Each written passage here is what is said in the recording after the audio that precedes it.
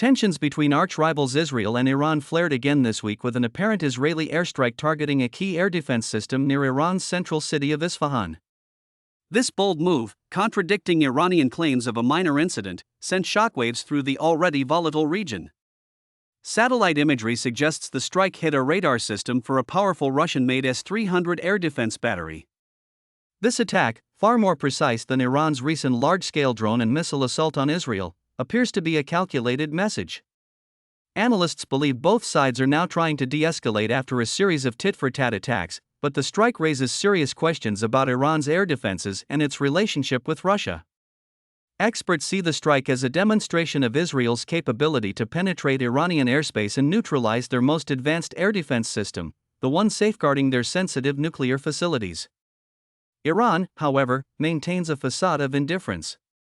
Officials, including Supreme Leader Ayatollah Ali Khamenei, have downplayed the attack, dismissing it as insignificant.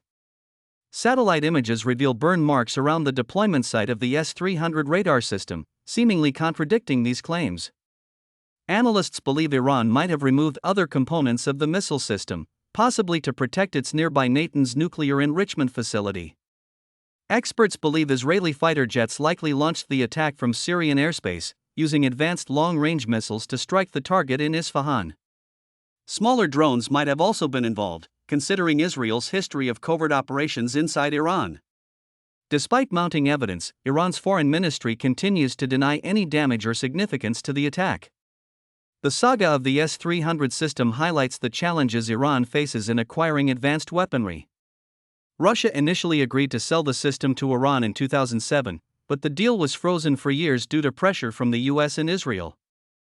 Following the 2015 Iran nuclear deal, Russia finally delivered a limited number of S-300s. Iran's relationship with Russia has deepened in recent years. Moscow heavily relies on Iranian Shahid drones in its war on Ukraine, the same drones used in Iran's recent attack on Israel. Tehran, seeking to modernize its aging air force, has expressed interest in acquiring Sukhoi Su-35 fighter jets from Russia. While not the most advanced system anymore, the S-300 with its 200-kilometer range and multi-target tracking capability remains a formidable air defense weapon. Iran will likely seek Russian assistance to repair the damaged radar and might push for more advanced weaponry in the future.